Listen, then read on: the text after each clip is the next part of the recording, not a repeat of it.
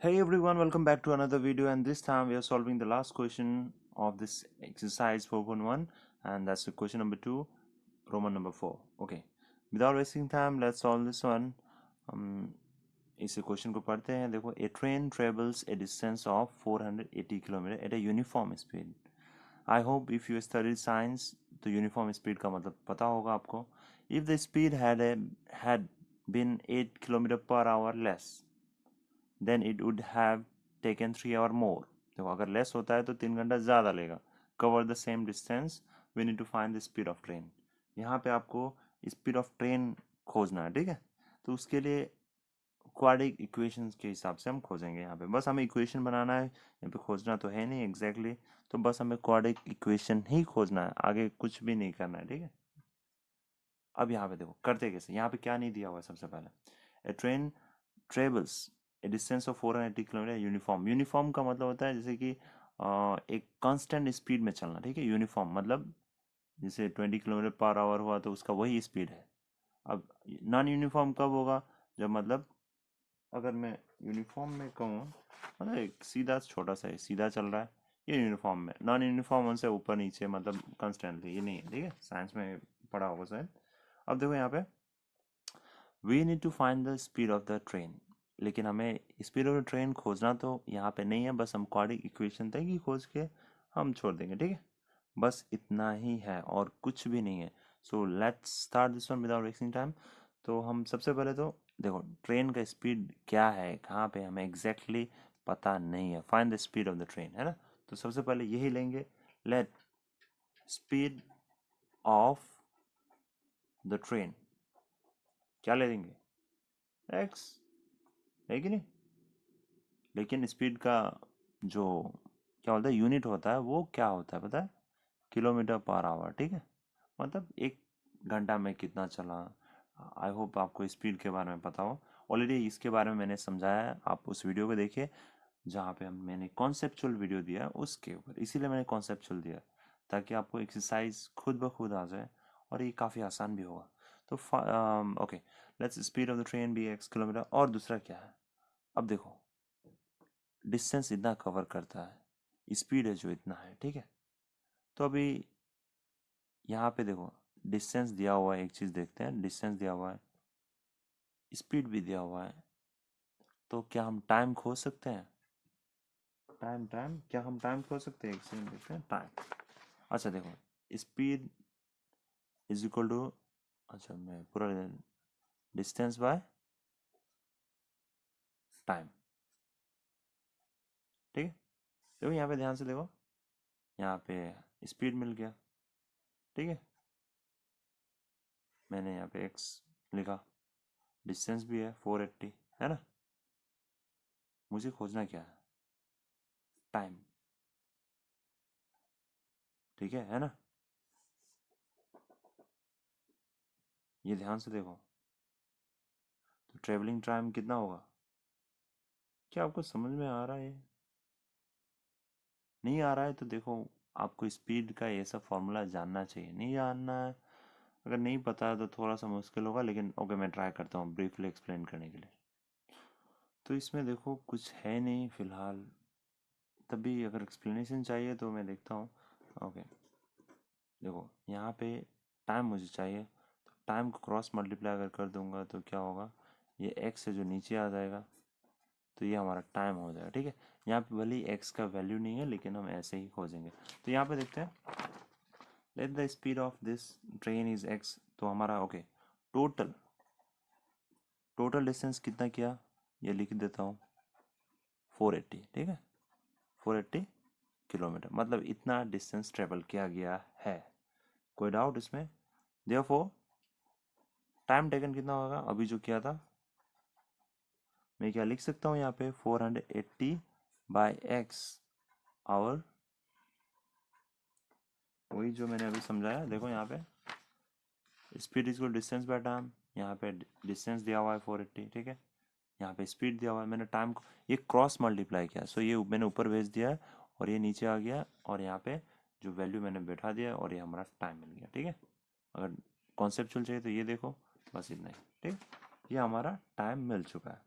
अब देखो यहाँ पे क्या बोला है, if the speed had been 8 kilometre per hour less, मतलब देखो अगर कम होता है तो it would have taken 3 hour more. Okay, less तक मैं याद करता, लेस होने से क्या होगा, ठीक है, टाइम में लेस होगा ना, तो हम कहेंगे इफ द स्पीड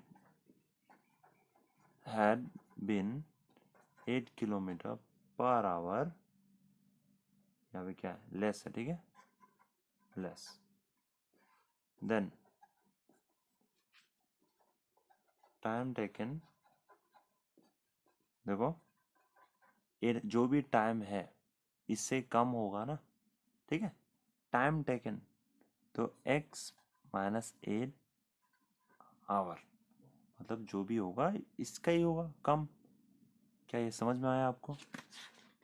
नहीं समझ में आया तो कमेंट करो, मैं इसी क्वेश्चन का मैं दूसरे मेथड में ट्राई करता हूँ, अगर समझ में आया देन ओके। ओके, मतलब देखो यहाँ पे इतना है तो टाइम टेकन जो भी होगा इससे माइनस 8 हो जाएगा ना, कम बोल रहा है तो इसी से होगा। स्पीड है बिन, देखो लेस बोला ना स्पीड, तो यहाँ पे स्पीड कितना है, x किलोमीटर है, तो यहाँ पे x ऑलरेडी है, तो इसमें x कम होगा तो इसी से ही कम होगा ना स्पीड का, तो वही 8 है, ठीक है, ये x है, x माइनस 8, समझ में आया अब? ओके, अब अकॉर्डिंग टू द क्वेश्चन देखते हैं, ठीक है, अकॉर्डिंग टू क्वेश्चन में क्या दिया हुआ, देखो यहाँ पे साफ साफ लिखा हुआ है, if the speed had been 8 meter less then it would have 3 hour more than cover the more to cover the same distance। देखो यहाँ पे क्या दिया हुआ है, ये वाला, अगर 8 घंटा कम होता, ठीक है, मतलब 8 किलोमीटर इतना कम होता है, तो हम लिखेंगे यहाँ पे 480 x माइनस 8, ये समझ में आया? और देखो साफ साफ it would have 3 hour more to cover the same distance, ठीक है, जो सेम डिस्टेंस बोल रहा है, सेम डिस्टेंस होने से क्या होगा, ये सेम डिस्टेंस होगा तो टाइमिंग भी सेम होगा, तो यहाँ पे हो जाएगा 480 ये वाला बाय एक्स प्लस 3, 3 घंटा और लेगा, है ना, देखो साफ साफ it would have take more 3 hour to cover the same distance. Speed अगर इतना कम हो जाता है तो यहाँ पे दूसरा वाला जो है वो 3 आवर ज़्यादा लेगा, ठीक है, सेम ही डिस्टेंस है, डिस्टेंस चेंज नहीं हुआ है, इट्स सेम, और यहाँ पे यूनिफॉर्म स्पीड है, मतलब ना स्पीड ना घटा है ना बढ़ा, ठीक है, तो ये हो चुका।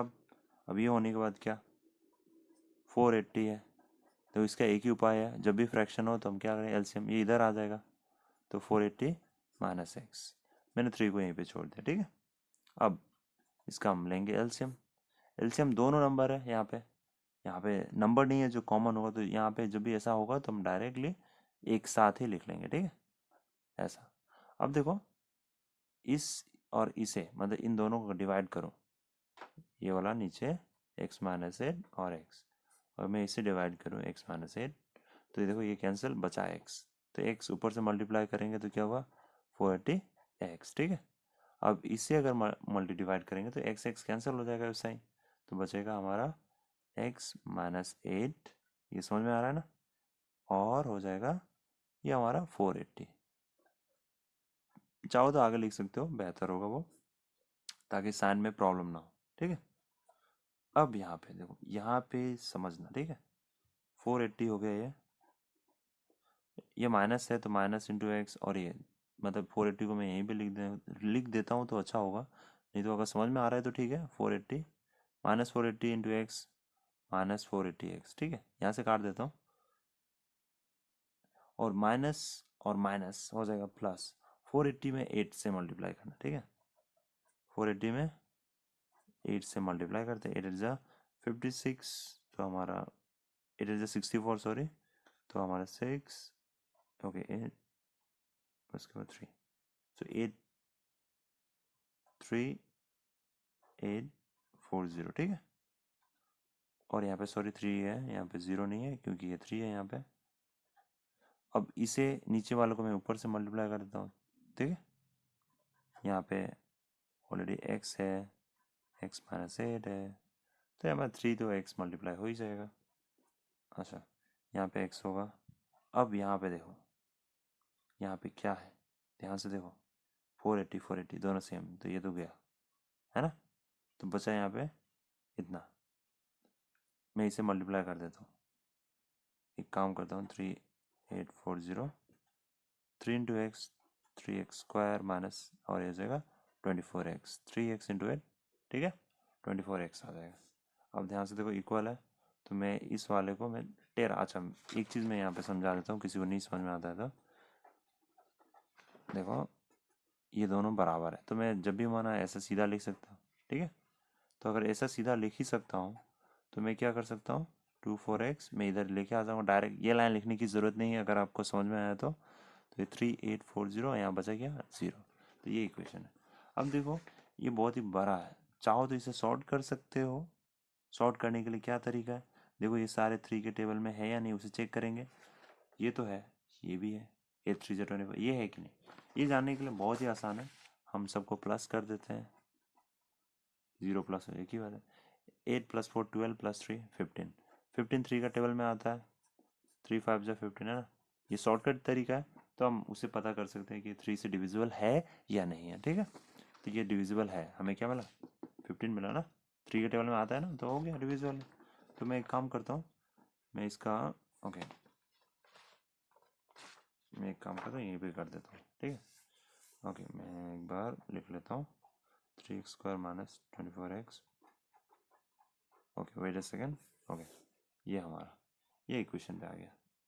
तो हम क्या कर सकते हैं, 3 से डिवाइड, कॉमन ले लेते 3 यहाँ पे, 3 यहाँ पे कॉमन लेने से क्या होगा, यहाँ पे x² होगा, यहाँ पे 8x होगा, और इसे इसे जानने के लिए हम डिवाइड कर लेते हैं, ठीक है।